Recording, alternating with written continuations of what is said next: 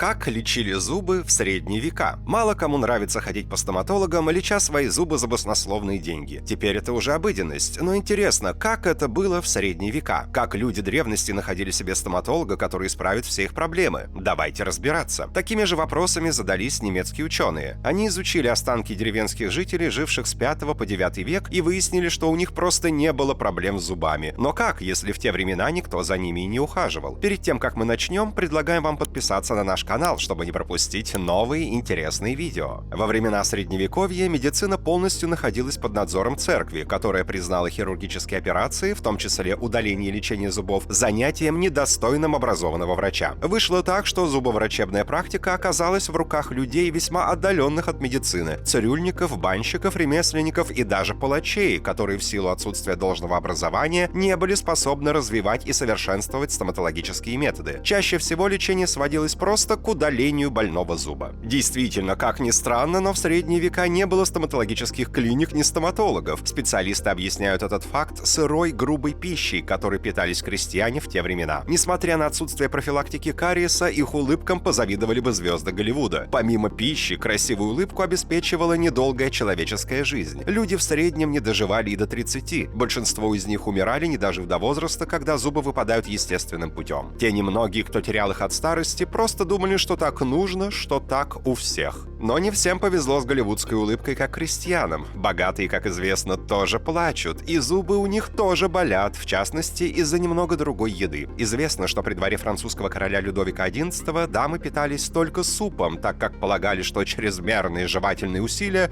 могут вызвать преждевременное появление морщин на лице. Поэтому-то здоровье у многих не отличалось крепостью, соответственно, и зубы болели. И тогда богатые обращались к священникам или монахам, самым образованным людям на то время. У тех, конечно, не было всех нужных инструментов, поэтому в ход шли все подручные приспособления, в основном ножи да бритвы. В те же времена задумались о необходимости анестезии. Решение было радикальное. Тот, кто не падал в обморок при виде стоматологических инструментов, крюков и ножей, получал хороший удар по голове, что обеспечивало его полнейшее безучастие к манипуляциям лекарей. Стоит отметить, что во все эпохи существовали люди, желавшие облагородить свою улыбку, поэтому протезированием занялись давным-давно. Еще в IV-III веках до нашей эры богатым финикийцам при помощи золотой проволоки крепили во рту искусственные резцы, выточенные из слоновой кости. В Средневековье эту традицию продолжили. На место одного вырванного или выбитого зуба протезисты ставили искусственный, деревянный, серебряный или жемчужный, прикручивая его к соседним зубам. Часто в ход шли также свиные и собачьи клыки. Но также были так называемые косметические протезы. Их делали из драгоценных металлов, слоновой кости и других материалов. Так как они выполняли в основном косметическую функцию, об их удобстве не могло быть и речи. В Древнем Египте же, например, как нам сообщают папирусы, доктора того времени использовали в изготовлении пломбировочных материалов и противовоспалительных составов целебные растения. Пломбы использовали для лечения гингивита, эрозии и пульпита. Именно древней египетской цивилизации мы обязаны изобретением зубной пасты, которую тогда делали из яичной скорлупы, пемзы, мирры и пепла. Чистили зубы египтяне деревянными палочками с расщепленным концом. Из того же Египта до наших дней дошло имя самого древнего из известных историкам-стоматологов. Его звали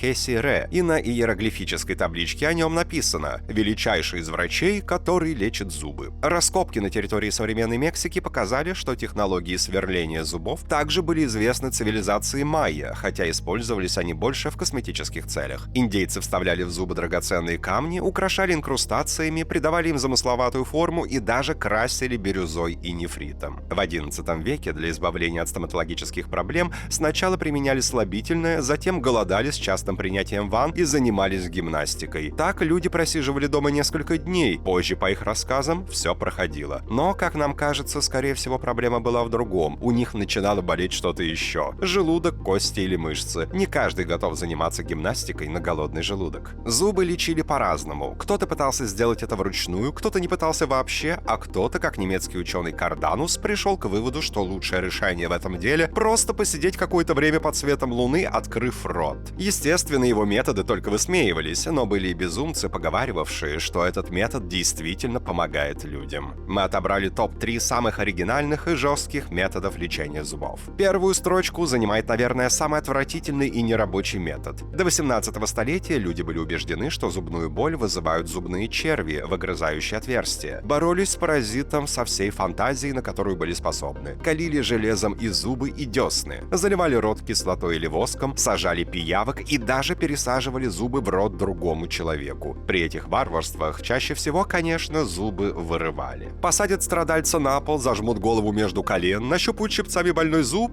а потом думали, пациент скорее жив, чем мертв, или наоборот. Впрочем, отдельные умельцы предпочитали работать иначе. Один господин был известен во Франции тем, что выдергивал зубы, сидя верхом на лошади, ухватит клещами за больное, пришпорит коня и вуаля! В наше время многие родители так и делают. Привяжут зуб ребенка к ручке двери, да как дернут. Действует отменно, если не вырвать челюсть вместе с зубом. Вторую строку занимает метод заклинаний и проклятий. Так, в древней Месопотамии использовали особую пасту из белины и других растительных компонентов. В сочетании с произнесением заклинания ее закладывали в дупло больного зуба. Заклинание называлось «заговор против зубной боли», некий прототип современных зубных мазей или ополаскивателей. Топ-3 завершает оригинальный метод древних японцев. При помощи молотка и долота они раскачивали больной зуб, а потом удаляли его голыми руками без всяких инструментов. Известно, что в Древнем Китае были накоплены глубочайшие знания по медицине, которыми китайцы по праву гордятся до сих пор. Именно там появились первые прообразы современных зубных щеток, для изготовления которых использовали щетину животных. Сохранились древние манускрипты и трактаты с описаниями многих болезней зубов и десен. Для их лечения применялись различные методы, от отваров лекарственных растений до прообразов будущих амальгамных пломб. Помимо этих, мягко скажем, необычных методов,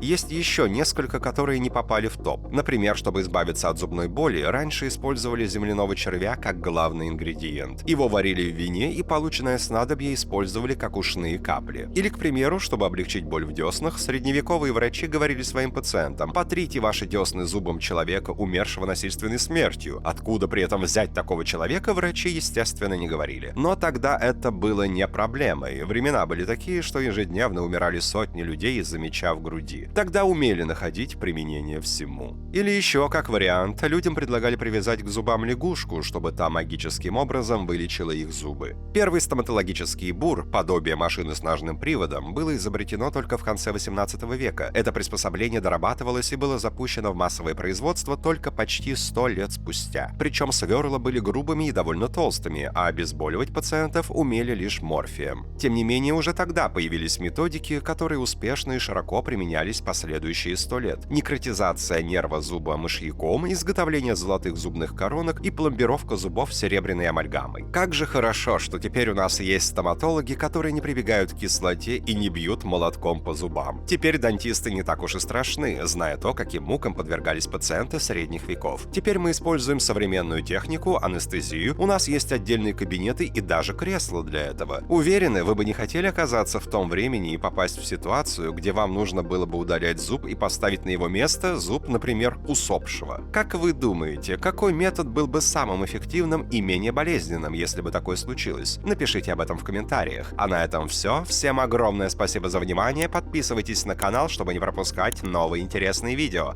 До новых встреч!